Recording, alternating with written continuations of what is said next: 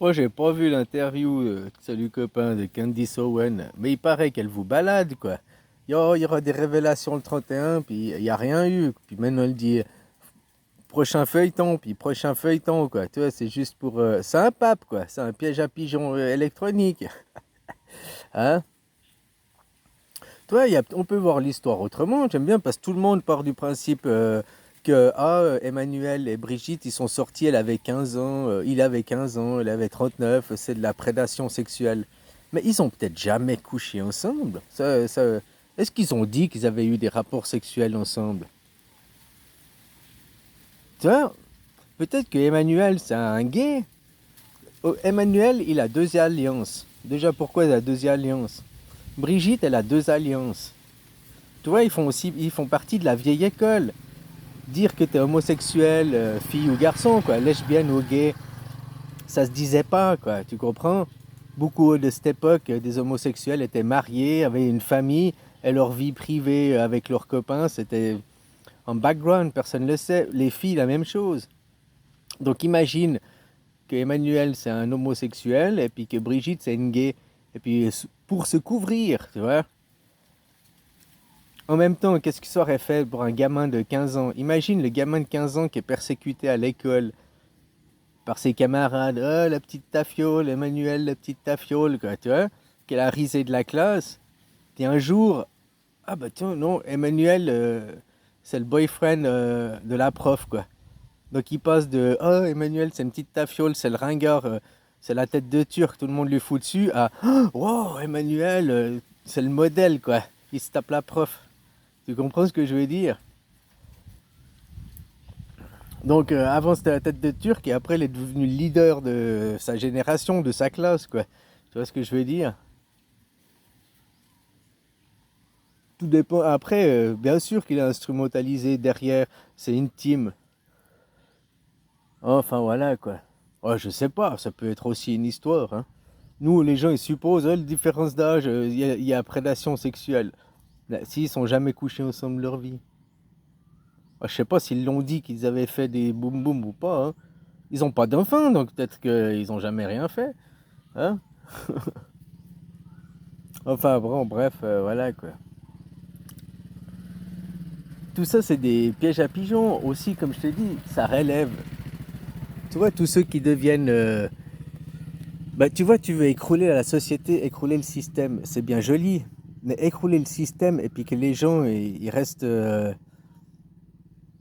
mais ils n'ont pas compris. Tu vois, il faut... Après, ils deviennent des autocrates, des machins, des petits dictateurs. Ils veulent tirer... Donc il faut élever la population en conscience, l'élever sur plein de niveaux, plein de gens différents, plein d'états de conscience différents, faire prendre conscience aux gens, quoi. Hein, puis là, tu vois aussi tous ceux qui se sont relevés comme des olives-olives, là, hein, qui toujours militaient, oui, aider la cagnotte pour ci, aider la cagnotte pour ça, oui, on va changer le système. Eh ben, ils changent rien du système, ils utilisent le système pour se faire du fric et escroquer les autres, quoi. C'est un escroc, le mec. Alors, t'en vois plein de ces influenceurs qui maintenant, comme je te disais, aussi de ceux que tu donnes le bon Dieu sans confession, et encore avant l'élection de Trump, quoi. Puis maintenant, ils sont, ouais, les immigrés dehors, cassez-vous, blablabla. Ils sont devenus racistes, quoi. Ils sont pas devenus racistes en 2 mois ou en 3 mois. C'est juste que maintenant, leur langue s'est déliée, quoi. Ils se sentent en liberté de parole parce que leur camp a gagné. Donc, tu vois, pour crever un abcès, pour voir les gens, hein, puis voir les mouvements d'argent aussi, quoi. Comme je te dis, c'est facile de sortir une fille d'un bar, mais lui sortir le bar de la tête, c'est autrement, quoi. Ça aurait été facile d'arrêter le système, de changer. Mais tant que si les gens derrière, on stoppe la hiérarchie, on stoppe votre système, qu'est-ce qu'ils vont faire? Ils vont recréer un système hiérarchique avec un chef, on veut un boss, on veut un chef. Parce qu'ils comprennent pas le fond que c'est eux les chefs, que c'est eux les boss. C'est ça la démocratie. Le roi, c'est qui? C'est toi, par le vote. Le chef, c'est qui? Bah, c'est toi. Il n'y a personne supérieur à toi. Tu es le roi. Alors, c'est une royauté partagée, hein, avec les autres citoyens de ta cité, de ta nation, quoi. Hein, ou de la terre, là, en l'occurrence, maintenant, quoi. Sur la mondialisation, quoi. La mondialisation, c'est une nécessité aussi. Comme ceux qui sont là, ces mouvements de Trump, il a libéré, les mecs qui sont, j'ai oublié les noms, quoi, qui sont anti-système à fond, ils ont les flingues. Mais le jour où il n'y a plus de système, ça veut dire qu'il n'y a plus de police. Les lois de la circulation, il y en a, ils vont rouler à gauche, d'autres rouler à droite. Et puis au premier carrefour, ça fait boum. Il y a un carton, puis qui va payer? Il va dire non, c'est moi qui ai raison, l'autre va dire non, c'est moi qui ai raison. Tous les deux auront raison, vu qu'il n'y a plus personne pour fixer la loi, quoi. Il n'y a plus d'État, tu comprends ce que je veux dire? Puis qui va protéger les travailleurs, faire des lois sur le travail? Qui va protéger tous les acquis sociaux, quoi? Donc peut-être aussi laisser le système se dégrader, que les gens voient leurs acquis sociaux, voient tout ça partir, une montée de l'autre côté, quoi, de la droite, hein, et puis qu'ils se rendent compte qu'au fait tout ce qu'ils avaient, tout ce qui est en train de partir, faire une prise de conscience aux gens. Et si maintenant on veut aussi le problème du CO2, du réchauffement et tout ça, c'est aussi, même si c'est faire prendre conscience aux gens que la planète, c'est pas une poubelle, quoi. Hein, puis faites attention aussi aux gens, quoi. Et si on veut aller dans la décroissance, tu peux pas, c'est comme le CO2. Si un pays, la France, arrêtait le CO2, vous allez tous à pied, vous représentez 0,1% sur la masse, donc ça sert à rien. C'est comme la décroissance. Si un pays décroît, ça sert à rien. Il faut que tous les pays décroît. C'est comme si on fait le désarmement. Si un pays se désarme, ça sert à rien. Il faut que tous les pays se désarment. Et après, il faut le contrôle que d'autres pays ne se réarment pas. Si on commence un système de décroissance, il faut vérifier que tous les pays jouent le jeu et il y a de la décroissance. Et il faut vérifier? Il faut une vérification qui vient de l'intérieur du pays. Et puis ça, c'est grâce à la démocratie, la transparence. La démocratie, la transparence, tu peux voir tous les rapports, tu peux voir tous les chiffres, tu peux voir toutes les factures, tout ce que c'est dépensé et tout, quoi. Donc, tu peux mettre ton nez dedans dans tous les trucs publics. Puis surtout, il faut mettre le nez dedans, parce qu'on sait les gens, dès qu'il y a de l'argent, dès qu'il y a des gens qui ont un peu de pouvoir et tout, ils essaieront toujours de tirer profit pour eux, quoi. Hein. Donc, faut des gens qui surveillent, quoi, des gens qui voient que ça se passe, quoi. Des gens qui voient que, oh tiens, il y a ce pays, il est en train de se... Je vois des voisins, ils sont en train de créer une milice. Tu vois, comme je te disais, la démocratie, c'est les gens. Le premier noyau, c'est le socialisme. La première couche autour, c'est le socialisme. Après, tu as le communisme, après le capitalisme, et après, c'est le sionisme. C'est tous les systèmes dictatoriens, quoi, qui veulent tirer la couverture à eux, quoi. Dans un vrai pays... Tu vois, je vais te donner un exemple, la Suisse. Après, tu me crois pas. Tu vois, dans les pays normaux, s'il y avait des gens qui faisaient des bombes dans leur salon, là, des terroristes, machin et tout, bon, dans tous les pays, que ce soit communistes, ou capitalistes et tout, ils envoient la police et puis voilà quoi, ils te foutent en prison, t'es un terroriste, machin, t'es jugé quoi. Si t'es un opposant politique, la même chose, tu vas aussi être en prison, opposant politique, ou alors au capitalisme, ils te mettent pas en prison, ils te jugent sur la place publique. Quand le message est bon, ils détruisent le messager quoi.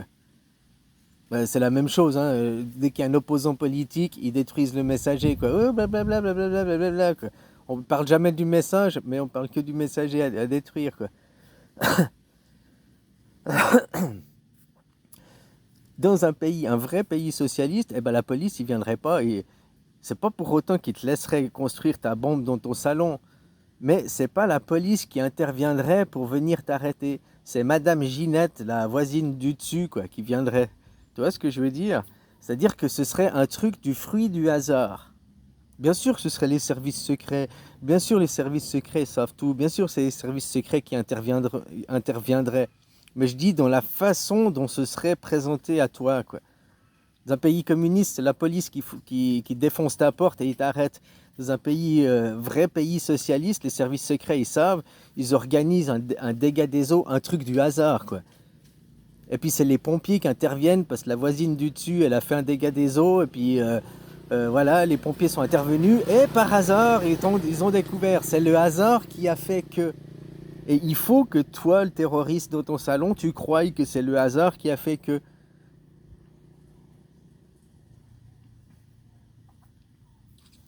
Comme on dit, le hasard n'existe pas. Hein, tu vois ce que je veux dire?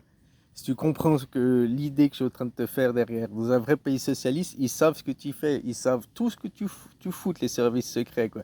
En Suisse, la Stasi, ils savent tout ce que tu fais, quoi. Mais ils te laissent faire, parce que c'est ça le vrai socialisme. À moins que tu sois, comme je te dis, un terroriste, machin, que tu fasses des pires choses, tu sois un pédo, machin, truc, ils interviendront. Mais pour se cacher que tu es surveillé, pour cacher que tout le système de surveillance qu'il y a, d'espionnage derrière, de renseignement derrière, ils n'interviendraient pas directement eux-mêmes. Ça serait quelque chose du fruit du hasard qui fait que, voilà. Comme ça, après, le terroriste, il est à la prison, puis il dit, comment t'es fait gauler? Ah ouais, il cause, ouais, mon téléphone était sur écoute, machin, et ça. Lui, il va raconter, il va dire, non, non, non, le téléphone, tous mes services... En fait, il croit qu'il était un vrai espion, quoi, vraiment caché, alors qu'on savait tout de lui, quoi. Puis il va croire, ah non, c'est Madame Ginette, quoi. Si sa machine à laver, elle avait pas cassé, il y aurait pas, oh, c'est vraiment la malchance, quoi.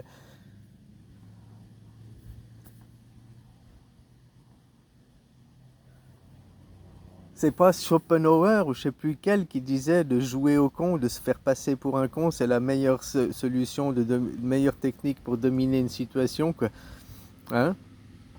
Que tu vois à chaque fois des trucs sur les services secrets suisses, tu vois les Chinois ils viennent les espionner, puis ils disent ah ben tiens les Suisses ils ont, hein, on arrive à les espionner les Suisses sans difficulté, ils sont vraiment cons, ils sont nuls. Mais tu crois qu'ils sont nuls ou tu crois qu'ils t'ont laissé faire pour que tu arrives à cette conclusion à toi-même?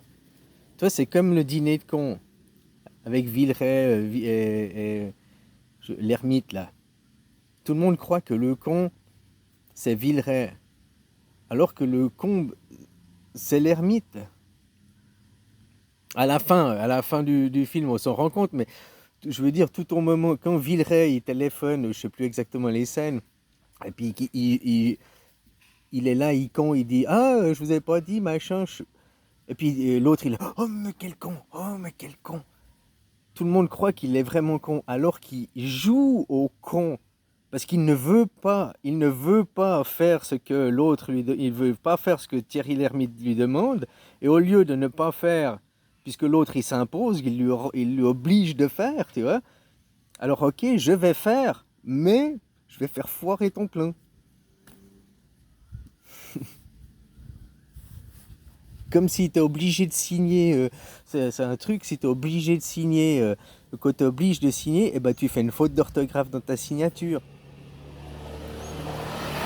Il y a qui c'est qui va faire une faute d'orthographe dans sa propre signature. Après, tu peux faire annuler la signature comme ça. Oui, vous avez signé, monsieur. On vous voit signer. Il y a les caméras et tout. Oui, mais j'étais sous la contrainte. Donc, j'ai signé sous la contrainte. C'est pour ça que j'ai fait une faute d'orthographe. Toi, il y a toujours des moyens de s'en sortir. Allez, bisous, copain.